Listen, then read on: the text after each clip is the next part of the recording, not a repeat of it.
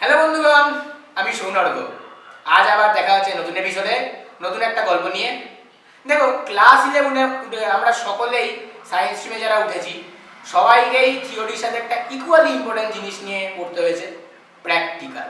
আর সেই প্র্যাকটিক্যালের এক্সপেরিয়েন্স নিয়েই আমার আজকের গল্প। তো শুরু করা যাক। ক্লাস 11-এ উঠে ওই যে নতুন মোটা মোটা বইগুলোকে আমরা কি যে লিখেছে তাদের সব পাঠোদ্ধার করার চেষ্টা করছি ক্লাসে বসে বসে। হঠাৎ করে সব টিচাররা এসে আমাদেরকে নিচে নিয়ে গেল, ল্যাবে সবাইকে সারবন্দি করে দাঁড় করিয়ে দিল, দিয়ে বলল, শোনো, আজ থেকে তোমাদের খালি পড়াশোনাই নয়, সাথে এক্সপেরিমেন্টও করতে হবে। তখন এই ল্যাবের বিভিন্ন যন্ত্রপাতি দেখে, বিভিন্ন কেমিক্যাল দেখে আমাদের মধ্যে বেশ একটা সায়েন্টিস্টের স্পিরিট এলো। মনে হলো, বাহ, চলো তো আমরাও এবার একটা নতুন কিছু করতে পারি। আর এই সায়েন্টিস্ট হওয়ার কারণে আমার বন্ধু করে ফেলে রকম রকমের কাণ্ড। কোনো কোনো বন্ধু গিয়ে ল্যাবের মধ্যে কোনো একটা বিকারে সালফিউরিক অ্যাসিড, নাইট্রিক অ্যাসিড আরও প্রচুর অ্যাসিড মিলিয়ে সেটা গরম করে এমন গরম করে ফেললো যে বিকারটা গেল ফেটে, সারা ঘরে ধোঁয়া আর নিচে কাঠের টুকরো। আবার আমার আরেক বন্ধু কি করেছে শোনো, একটা টেস্ট টিউবের মধ্যে কিছুটা সল্ট নিয়ে আরও অ্যাসিড নিয়ে সব কিছু নিয়ে এমন গন্ধ শুকেছে, মাথার যন্ত্রণার চোখে 3 দিন সে স্কুলে আর আসতে পারেনি। তো এরকম আজব আজব কাণ্ড কীর্তি আমরা সারাক্ষণ তখন করছিলাম। কিন্তু যখন আমাদের সায়েন্টিস্ট হওয়ার এই ইচ্ছেটা একদম তুঙ্গে, সেই সময় টিচাররা বললো যে না, তোমাদের খালি আমাদের কিছু সিলেক্টেড এক্সপেরিমেন্টে করতে হবে এবং দেখাতে হবে। এবার সেই সিলেক্টেড এক্সপেরিমেন্টের কিছু নমুনা শোনো। একটা বিকারের মধ্যে 1 খাবলা নুন দাও, তার মধ্যে জল দাও, তার মধ্যে আবার ড্রপারে কোনো একটা কেমিক্যাল দাও, দিয়ে তাতে নুনের রঙটা লাল হবে না নীল হবে না সবুজ হবে, সেটার উপর ডিপেন্ড করে তুমি নুনের দল নির্ধারণ করো। 1 নম্বর। আরও আছে আমাদের চিরপরিচিত টাইট্রেশন। এগুলো তো গেল কেমিস্ট্রি। আর ফিজিক্সের এক্সপেরিমেন্টগুলো আরও ভালো। একটা তার নাও, সেই তারের রেডিয়াস মাপো। আমি ভাবতাম যে তারের রেডিয়াস দিয়ে এক্স্যাক্টলি কোন কাজটা হবে, কিন্তু যাই হোক, করতে তো হয়। তারের রেডিয়াস মাপা, আরও বিভিন্ন মাপজোকের কাজ। তো তবু 11-এ এইসব করেই কেটে যেত। 12-এ সেই তার আবার জুড়ে জুড়ে বড় বড় সার্কিট বানাতে হয়। সেই সার্কিটের মধ্যে কখনো বাল্ব দিয়ে টেস্টিং করতে হয়, কখনো মিটার ব্রিজ বানাতে হয়, কখনো সেমিকন্ডাক্টর লাগাতে হয়। ওফ, কত কাণ্ড! কিন্তু এই তার জোড়া স্কিলটা মনে হয় আমার এবার কাজে লাগতে পারে, জানো তো? কেন বলো? কারণ আমি যাদবপুর ইউনিভার্সিটিতে যাচ্ছি এবার, সেখানে ইলেকট্রিক্যাল ইঞ্জিনিয়ারিং করতে। তো ওখানে এই কাজ বেসিক্যালি করবো। তো সেখানে যেসব কাণ্ড কীর্তি হবে সেগুলো আমি পরে সেই নিয়ে বিরাট এপিসোড বানাবো, তোমরা তখন দেখবে। এনিওয়েজ, ফিজিক্স আর কেমিস্ট্রির প্র্যাকটিক্যালগুলো না তবু হয়ে যায়, জানো তো, কমপ্লিট হয়ে যায়। বায়োলজি, ওরে বাপরে, তার যা প্র্যাকটিক্যাল!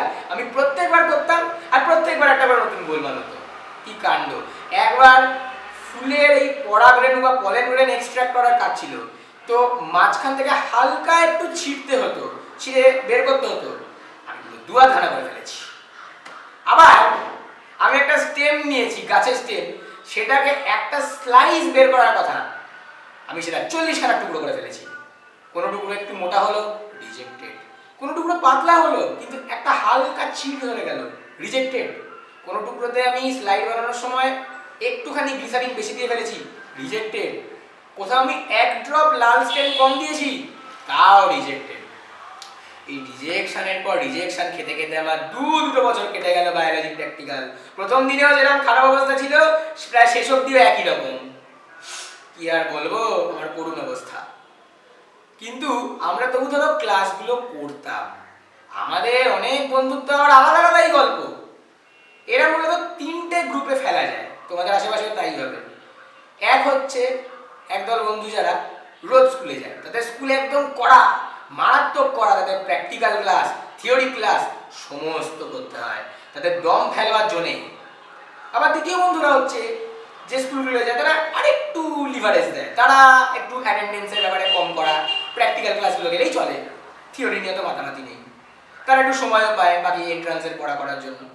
আর 3 নম্বর, তারা যায় হচ্ছে ডামি স্কুলে।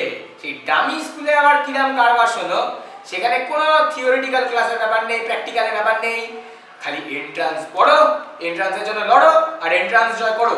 এই 3ই হচ্ছে মূল মন্ত্র। এই 3টে গ্রুপ মূলত আমাদের আশেপাশে সবসময়ই আছে। এবার আমি সবসময় না প্র্যাকটিক্যাল ক্লাসগুলো করতাম, আর অবভিয়াসলি চেষ্টা করলাম যে থিওরি ক্লাসগুলো করা যতটা হয় মানে সব পড়াশোনা ব্যালেন্স করে। এবার এই এক্সপেরিমেন্টগুলো করাটা না অতটা কষ্টকর ছিল না, জানো তো। অ্যাকচুয়ালি এক্সপেরিমেন্টগুলো কিছু কিছু কিন্তু মজাদার হয়। কাণ্ড হচ্ছে রাইট আপ, সেটা আবার এত খারাপ যে 6 মিনিটের এক্সপেরিমেন্টে 6 পাতা রাইট আপ। সেই 6 পাতা রাইট আপ লিখে যাচ্ছি তো লিখেই যাচ্ছি, মাথার ব্যাটারি শেষ হয়ে গেল, ফোনের ব্যাটারি শেষ হয়ে গেল, পেনের গাড়ি শেষ হয়ে গেল, হাতে কড়া পড়ে গেল, কিন্তু পাতা শেষ হলো না, লিখে যাচ্ছি তো লিখে যাচ্ছি। ওফ! আর এক্সামের আগে যদি কোনো এক্সপেরিমেন্ট পাই লেখা হয়নি, তাহলে তো আর বলার কথা নয়। রাত্রিবেলা বসে বসে তখন লিখেই যাচ্ছি পাতার পর পাতা, আর লোককে জিজ্ঞেস করছি এই হলো তোদের। এইভাবে আমাদের প্র্যাকটিক্যাল তো কাটলো, আর তার সাথে আবার শাকের আটির মতো রয়েছে প্রজেক্ট, ইনভেস্টিগেটরি প্রজেক্ট। এই প্রজেক্টগুলোতে রিসার্চ করতে হবে, বিভিন্ন বই পড়ে সাইড ঘেটে সুন্দর একটা রিসার্চ করে লিখতে হবে। সেই লেখার সাথে দারুণ দারুণ ছবি আঁকতে হবে, ছবি অ্যাড করতে হবে, আর ডেকোরেশন। ফুল বেল পাতা দিয়ে পারলে ডেকোরেশন করতে হয়, কারণ আমরা যখনই জমা দিতে যেতাম আমরা শুনতাম আর একটু সুন্দর করতে পারতে, আর একটু ভালো ডেকোরেট করতে পারতে। আর যেই আমরা তার প্রতিবাদে কিছু বলতাম, অমনি টিচার আমাদের একটা সিনিয়রের প্রজেক্ট ধরিয়ে দিত। সেই প্রজেক্টটা এত সুন্দর, এত রং, এত কিছু করা যে আমাদের মনে হতো যে একই খালি সারা বছর একটাই প্রজেক্ট করেছে। তখন খুব ভগ্ন মনে আমরা বাড়ি ফিরতাম আর আবার বসে যেতাম প্রজেক্ট মডিফাই করতে। এইভাবে যখন রাইট আপ, প্রজেক্ট সব কিছু একসাথে ফাইনাল এক্সামে বোর্ডের প্র্যাকটিক্যালের দিন জমাটা দিয়ে এলাম, কি শান্তিটা যে এলো তোমাদের আমি কি বলবো। ওফ! পুরো একটা পাথর নেমে গেল, জানো তো। আর সুখের কথা হচ্ছে যে ফাইনালি এই বোর্ডের প্র্যাকটিক্যালে গিয়ে সব কটাতে ফুল মার্কসই পেয়েছিলাম, একদম গোটা গোটা নম্বরই পেয়েছি, কোনো ঝামেলা নেই।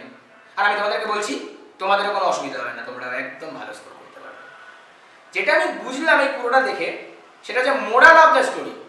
এক, প্র্যাকটিক্যাল ক্লাসগুলো না চেষ্টা করো একটু ডেডিকেটেডলি করার, সব কটা ক্লাসই করো। দুই হচ্ছে যখনই স্কুলে এই রাইট আপগুলো দেবে তখন না একদম তৎক্ষণাৎই চেষ্টা করো লিখে ফেলার, ডিলে করলেই কিন্তু চাপ। আর একটা প্রো টিপ তোমাদের আমি বলছি, যখনই একটা রাইট আপ পাবে ওই ফোল্ডারটাকে তোমরা কোনোটা এআইকে দিয়ে দাও, দিয়ে বলো স্টেপ বাই স্টেপ অ্যানালাইসিস করতে, কেন আমি এই জিনিসটা অ্যাড করলাম, কেন আমি এটাকে এই কাঁচের উপরে রাখলাম। এই প্রত্যেকটা জিনিস বোঝার দুটো সুবিধা, এক, এক্সপেরিমেন্টের উপরেও আন্ডারস্ট্যান্ডিংটা আরো ভালো হয়, তাতে ভুলও অনেক কম হয়। আর দুই, ভাইভা কিন্তু ওখান থেকেই জিজ্ঞেস করে ওই অ্যানালাইসিসের স্টেপগুলো, ওগুলোই কিন্তু ভাইভা কোয়েশ্চেন। তো এইভাবে আমাদের একদম প্র্যাকটিক্যালটা সুন্দর রেডি হয়ে যাবে। আর যেটা last but not the least, সেটা হচ্ছে প্র্যাকটিক্যাল কিন্তু এন্ট্রান্সে আসে, একদম ধরে ধরে কিন্তু এনসিইআরটি ল্যাব ম্যানুয়াল থেকে কোশ্চেন আসে এন্ট্রান্সে, আমি তোদেরকে বলে দিচ্ছি এটা। অতএব প্র্যাকটিক্যালটা ডেডিকেটেডলি করো, আর চিনে নেই যেরাম দেখছো করে যাও, কোনো চাপ নেই, সুন্দর মার্কস পেয়ে যাবে, ফাইলও সব শেষ হয়ে যাবে। অতএব stay free, stay fresh, stay happy.